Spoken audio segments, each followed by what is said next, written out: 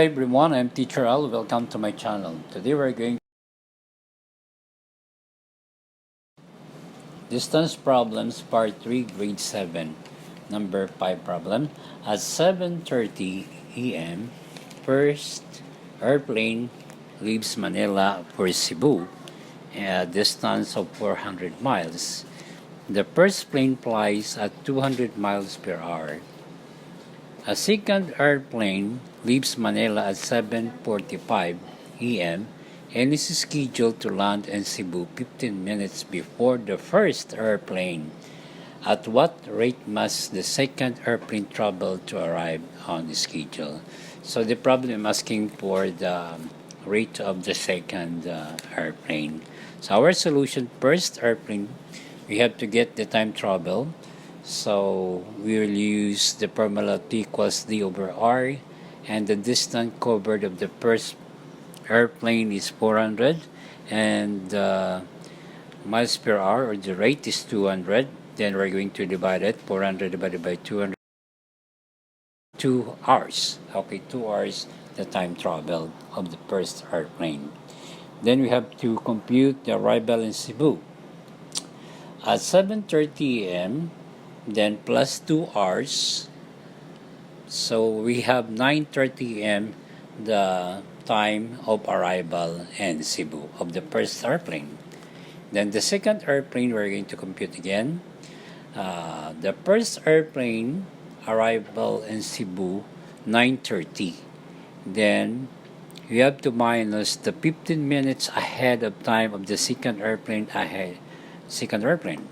Then the time of arrival in Cebu of the second airplane must be 9 hours and 15 minutes in the morning. So the time travel of 9:15, we're going to subtract.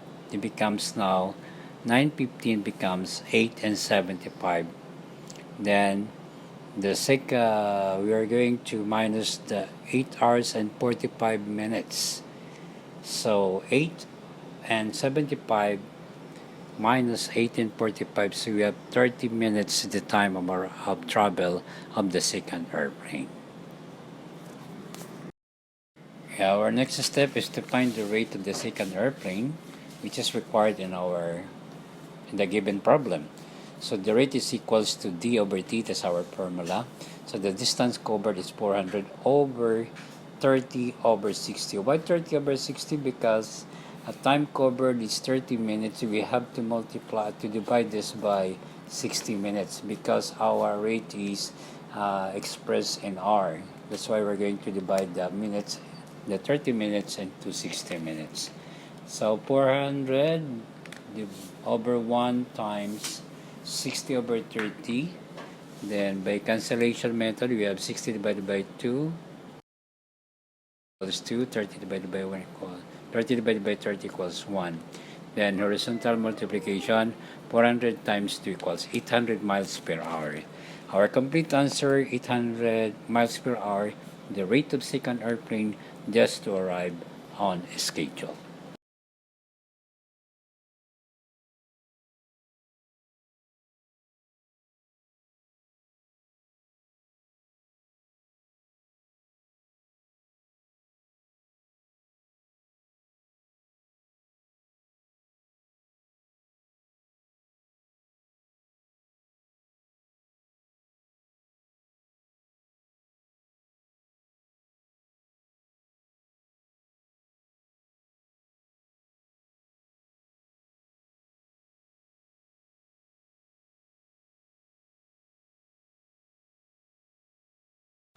Okay, next problem, number 6. An express train traveled 60 kilometers per hour from Pasay to Monumento. A local train traveling at 40 kilometers per hour takes 2 hours longer for the same trip. How far apart are Pasay and Monumento? So asking for the distance. So our solution, express train, we will use the distance equals RT formula. Then the local train, also distance equals RT. Then the rate of express train is 60, and the time covered is 2 hours. So it becomes distance of the express train is 120 kilometers. The local train, we have the rate is 40 times 2, we have the distance covered is 80 kilometers. So our equation is distance equals the express train plus the local train. Distance equals distance of the express train first, and the second distance is the local train. So the distance covered by the express train is 120 kilometers, and for the local train is 80 kilometers. We have to do is to add. So the distance covered from Pasay to Monumento is 200 kilometers. So therefore our complete answer is 200 kilometers is the distance from Pasay to Monumento.